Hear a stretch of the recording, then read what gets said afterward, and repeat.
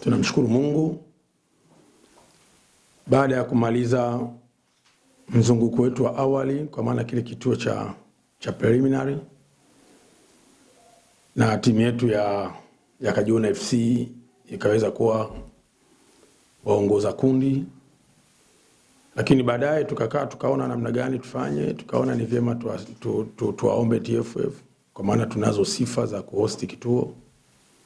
Kwa tukaomba TFF na TFF wametukubalia, na jana tumepata taarifa rasmi kama kituo cha finali kitafanyika Kigoma kwenye uwanja wa Lake Tanganyika, ambapo finali zile zinatarajiwa kuanza tarehe 23 mwezi huu. Kwa tumepokea vizuri kama chama.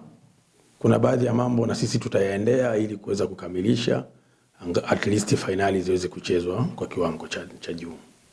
Kwanza, mashindano haya yanachezwa mkoani Kigoma, kwa maana ndio kuna KFA, lakini wenye mashindano haya TFF wanakuwepo, na kama mlivyoona kwenye mzunguko wa kwanza TFF ilikuwepo, ilileta wataalamu.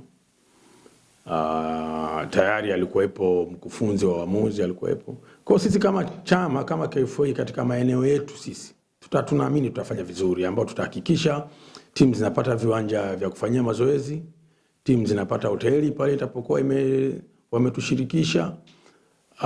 Ukiangalia huduma za kwanza kama vile ambulance, Red Cross, ball boys, hivyo ni vitu ambavyo viko ndani ya uwezo wetu na tutavifanya. Kwa tunaamini tutakuwa bora kama tulivyokuwa bora kwenye kituo cha awali. Kwanza tunatarajia mashindano yetu yatachezwa kwenye main ground ambao ni Lake Tanganyika. Lakini inategemea sasa na wasimamizi watakapokuja, wanaweza wakaonesha ili tuweze kuwa sambamba. Kuna michezo ambayo inaweza ikaonekana labda kuna hofu ya upangaji wa matokeo, au kwamba kuna mchezo unatakiwa uchezwe kwenye uwanja wa Lake Tanganyika wa NBC Premier League.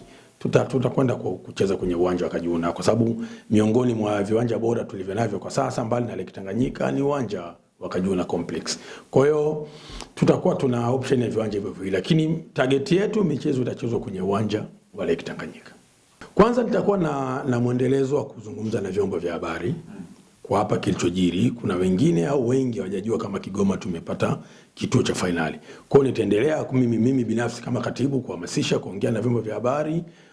Wanahabari mtatusaidia kulieleza ili kwamba mkoa wa Kigoma tumepata kituo cha finali, lakini bado tutazifuata zile center ambazo tunaamini kuna watu wa mpira. Tutawafuata, tutazungumza nao, na tunatarajia katika finali hizi tutakuwa tuna vibe kubwa kuliko ile ambalo tumemaliza, kwa sababu watu wa Kigoma wameonyesha kujali, wanatoa ushirikiano, wanapenda mpira na wanatamani kabisa kuisupport timu yao ya Kajuna.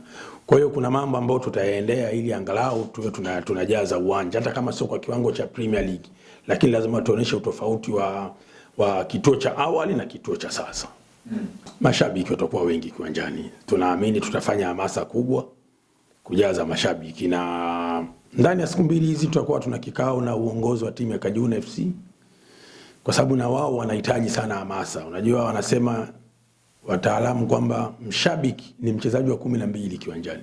Kwa tutakaa nao, tutawahamasisha nini cha kwenda kufanya, lakini tunaamini kabisa utofauti wetu wa kwanza kabisa ni masi ya watu. Tutakuwa tuna watu wengi tofauti na hatua hii tuliyopitia.